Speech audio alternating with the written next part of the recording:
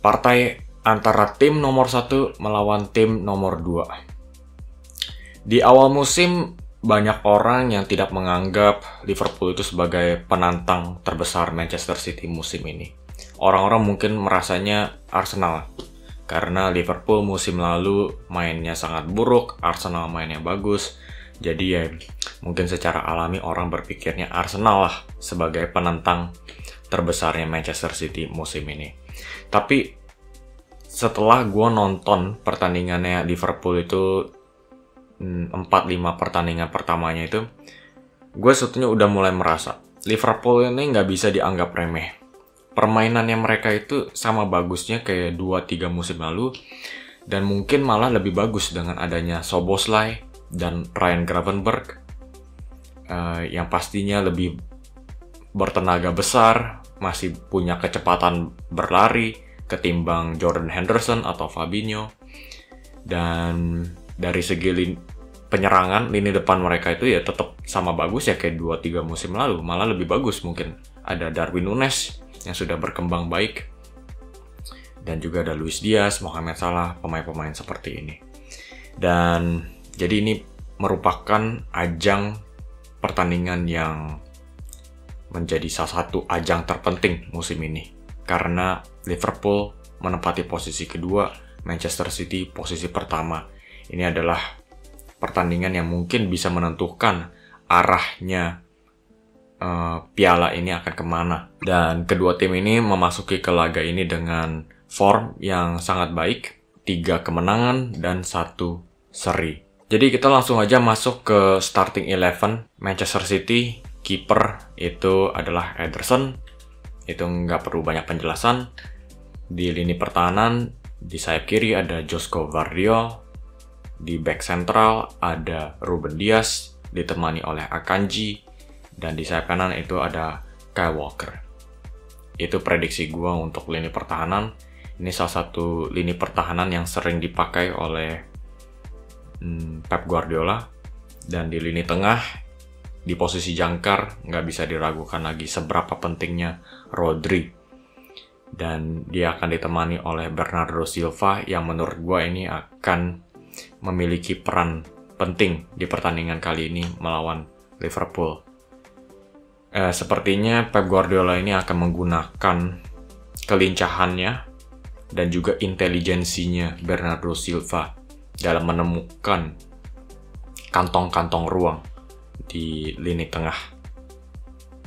Dan ini pastinya akan berguna ya untuk bisa melewati lini tengahnya Liverpool. Dan di posisi CAM, lebih ke depan daripada Bernardo Silva, ini akan ditempati oleh Julian Alvarez. Alvarez dalam beberapa pertandingan terakhir ini performanya agak sedikit menurun, gol-golnya juga sudah mulai kering, tapi ketika berhadapan dengan garis tingginya Liverpool, pastinya juga membutuhkan pergerakan-pergerakan dan juga kecepatan sprintnya Alvarez ini. Dan di lini depan, di sayap kiri, itu ada Jeremy Doku. Posisi ini bisa antara Doku atau Jack Grealish. Itu tergantung Pep Guardiola. Kalau dia merasa dia itu butuh memainkan possession game atau lebih menginginkan untuk menahan bola, Jack Grealish lah yang akan dipakai olehnya. Tapi kalau gue lihat Pep Guardiola itu akan menggunakan strategi yang sama ketika berhadapan dengan Chelsea, di mana Pep itu lebih memprioritaskan menghajar Chelsea dengan serangan balik, dengan transisi yang cepat, daripada memperlambat permainan dan menahan bola. Jadi itulah kenapa gue bilang Doku yang akan dipakai daripada Jack Grealish. Kita tahu Jeremy Doku itu pemain yang luar biasa. Salah satu pemain yang baru ditemukan musim ini menurut gue. Dia kemarin itu mencetak 1 gol dan 4 assist melawan Bournemouth. Itulah seberapa dahsyatnya Jeremy Doku. Begitu. Dari segi dribbling dan juga dari segi penciptaan peluang, pemain ini bisa menjadi pemain top untuk Manchester City dalam beberapa tahun ke depan ini. Dan di sayap kanan itu ada Phil Foden. Pastinya dia juga akan bertugas untuk menahan bola dan juga mengatur irama permainan dari posisi sayap. Dan di posisi striker itu ada Erling Haaland yang akan berhadapan dengan Virgil van Dijk dan Konate. Terutama gue pengen tahu nih, siapa yang akan menang antara Van Dijk dan Haaland. Ini salah satu battle yang gue nggak sabar untuk saksikan. Dan pastinya tenaga fisiknya Haaland itu akan digunakan di pertandingan kali ini karena dia itu memiliki akselerasi yang cepat untuk bisa memanfaatkan garis tingginya Liverpool, dan gak cuma dari sana, dia juga bisa menahan bola dan juga bisa menunggu pergerakan-pergerakan dari Julian Alvarez. Jadi kekuatan fisiknya Haaland ini cukup berguna melawan Liverpool, dan pastinya kita nggak bisa meragukan lagi dari segi ketajaman di depan gawang. Haaland itu udah nggak tergantikan lagi. Jadi ini adalah salah satu pemain paling berbahayanya Manchester City yang harus dipantau terus oleh Liverpool. Dan sekarang kita langsung aja masuk ke starting 11-nya Liverpool. Di posisi kiper ada Alisson. Di lini pertahanan, di sayap kiri ada Joe Gomez yang gue pilih ketimbang Tsimikas, karena sekarang berhadapannya dengan Manchester City. Kalau Tsimikas yang dimainkan, gue rasa itu bakal jadi target empuknya Manchester City. Tapi dengan adanya Joe Gomez, mungkin dia bisa memberikan kestabilan dan ketenangan yang lebih, yang pastinya bisa menginspirasikan kepercayaan diri di lini pertahanannya Liverpool. Jadi itulah kenapa gue pilih Joe Gomez. Dan di back central itu ada Virgil van Dijk dan Ibrahima Konate. Virgil van Dijk pastilah dimainkan, ya kan, dia kapten dan ditemani oleh Konate. Kenapa gue pilih Konate? Karena gue pikir ini akan menjadi pertandingan yang menjadi ajang ya, pertarungan fisik antara kedua tim. Haaland pastinya dia lebih enggan ya berhadapan dengan Konate daripada Matip. Itulah kenapa gue bilang Konate dan Van Dijk ini bisa memberikan pondasi yang lebih kuat untuk berhadapan dengan orang sefisik Haaland begitu. Dan di sayap kanan itu ada Trent Alexander-Arnold yang memberikan kekuatan dan juga kelemahan dari sisi Liverpool. Kekuatannya dia itu adalah dia bisa memberikan kreativitas dari posisi sayap ketika dia memasuki ke lini tengah sebagai inverted fullback.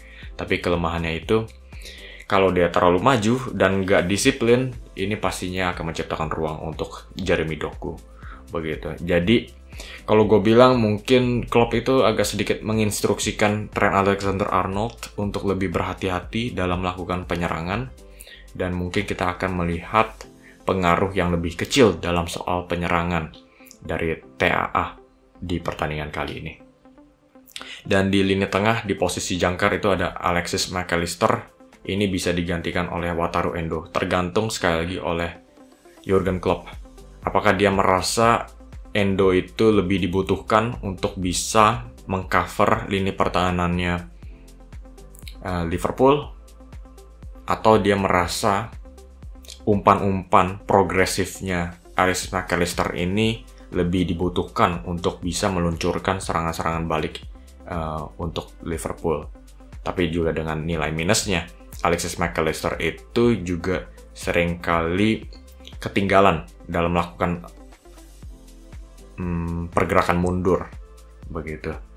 Tapi yang gue pilih itu adalah Alexis Mac Allister karena gue bilang Wataru Endo juga kelihatannya belum nyetel, belum bisa merasakan kepercayaan diri ya di skuadnya Liverpool, masih belum menemukan respect-nya di skuad ini. Dan jadi itulah kenapa gue pilih Alexis Mac Allister. Sebuah kekhawatiran pastinya buat Jurgen Klopp karena Alexis Mac Allister bukan pemain jangkar alami, dan dari segi fisik dia juga kelihatannya kurang bisa memadai ya untuk bisa menghadang pergerakan-pergerakan lincahnya Alvarez dan juga Bernardo Silva. Dan di dua nomor 8 itu di sisi kanan dulu Szoboszlai dengan kerja kerasnya dan permainan fisiknya dan juga pergerakan ke kotak penalti ini juga pastinya akan diperlukan oleh Liverpool. Dan kita juga nggak boleh lupa mungkin ini akan menjadi pertandingan yang sangat ketat. Dan dengan adanya Szoboszlai, dia itu memberikan ancaman yang lumayan tak terduga dari luar kotak penalti, di mana dia bisa melesatkan tembakan keras. Begitu. Biasanya itu kalau pertandingan ketat, gol-gol jarak jauh itu sangat diperlukan sekali. Oh ya, untuk bisa membuka kunci pertandingan. Dan di sisi kiri itu adalah Curtis Jones yang gue pilih ketimbang Gravenberch, karena gue bilang Jones itu memberikan industri dalam soal pergerakan maju dan juga pergerakan ke belakang. Dan mungkin salah satu faktor terpentingnya ketimbang Gravenberch adalah pengalamannya di Premier League. Jones lebih mengerti permainan di Liga Inggris. Jadi itulah kenapa gue pilih Curtis Jones. Dan dia juga memiliki kecerdasan ya untuk membaca situasi arah permainan begitu. Dan kita langsung aja masuk ke lini depan. Di sayap kiri adalah Luis Diaz yang pastinya sudah merasa lega ketika ayahnya itu sudah dilepas oleh para penculik di Kolombia. Begitu. Nah, sekarang Luis Diaz yang sudah bisa dibilang absen ya kan, dalam beberapa pertandingan terakhir ini bisa bermain lepas dan sudah siap untuk bisa menghajar Manchester City di laga kali ini. Kemarin di international break melawan Brasil dia juga sudah menorehkan 2 gol. Pastinya ini juga akan menjadi faktor kepercayaan diri tersendiri untuk Luis Diaz. Di sayap kanan ada Mohamed Salah. Nggak bisa diragukan lagi siapa yang bisa menggantikan Mohamed Salah. Yang gue lihat musim ini adalah Mohamed Salah yang sudah berkembang sangat pesat sekali. Nggak cuma dari segi mencetak gol, tapi dia itu juga sangat pandai dalam menemukan teman-temannya dengan umpan-umpan terobosan atau mungkin dengan crossing-crossingnya itu. Begitu. Jadi kemarin itu melawan Brentford dia juga sudah menunjukkan ketajamannya di depan gol dengan 2 gol. Ini juga pastinya akan menjadi sesuatu yang mengkhawatirkan bagi Manchester City dan juga Josko Gvardiol. Salah dan Gvardiol ini akan menjadi battle yang kita harus saksikan lagi. Dan di posisi striker itu ada Darwin Núñez. Sekali lagi posisi ini bisa ditempatkan oleh Darwin atau juga oleh Cody Gakpo. Sekali lagi ini tergantung oleh Jurgen Klopp. Dia memiliki 2 opsi yang sama bagusnya. Mungkin Darwin Núñez itu bisa memberikan pergerakan-pergerakan untuk bisa memanfaatkan garis tingginya Manchester City ketimbang Cody Gakpo. Tapi di satu sisi lainnya Cody Gakpo juga memiliki penahanan bola di lini depan yang sangat penting. Oke. Jadi ketika Manchester City itu memberikan tekanan-tekanan yang terus-terusan begitu, pastinya butuh sebuah outlet di depan yang bisa membebaskan Liverpool dari tekanan-tekanan ini. Dan itulah mungkin faktornya ya, kenapa Cody Gakpo itu bisa digunakan oleh Klopp. Karena dengan dia menahan bola dan bisa langsung memberikan serangan balik untuk Liverpool, ini juga pasti akan meredupkan ancaman Manchester City yang sangat berfokuskan ke possession game, yang menekan lawan dan juga memberikan serangan bertubi-tubi begitu. Tapi alasan gue pakai Darwin di posisi striker ini adalah satu adalah form dan juga dia sudah berkembang baik dalam soal penahanan bola, nggak kalah dengan Cody Gakpo. Dan salah satu faktor terpentingnya adalah kerjasamanya dengan Mohamed Salah. Sudah ada 19 penciptaan peluang antara kedua pemain ini, dan juga ada 5 gol yang terciptakan antara kedua pemain ini. Jadi kelihatannya kedua pemain ini sudah menemukan chemistry yang tepat. Jadi itulah kenapa gue lebih pilih Darwin Núñez daripada Cody Gakpo.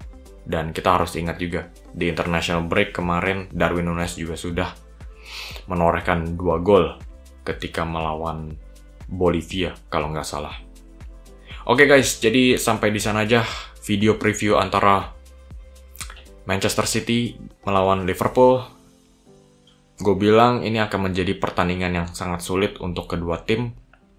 Sulit untuk bisa membedakan kedua tim ini.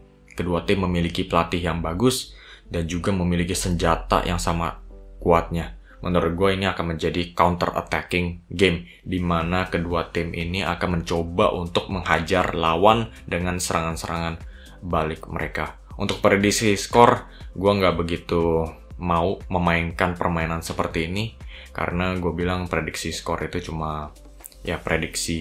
Ya, prediksi itu nggak penting, soalnya kenyataannya itu bisa jauh lebih berbeda.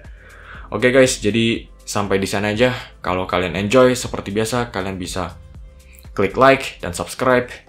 Pastinya ini juga berupa dukungan besar untuk channel ini. Dan yang terakhir, jangan lupa kasih komen di bawah. Oke, gue pengen tahu pendapat kalian tentang arus permainan pertandingan ini. Oke guys, sampai di sini aja video kali ini. Sampai jumpa di video selanjutnya dan terima kasih sudah menyaksikan.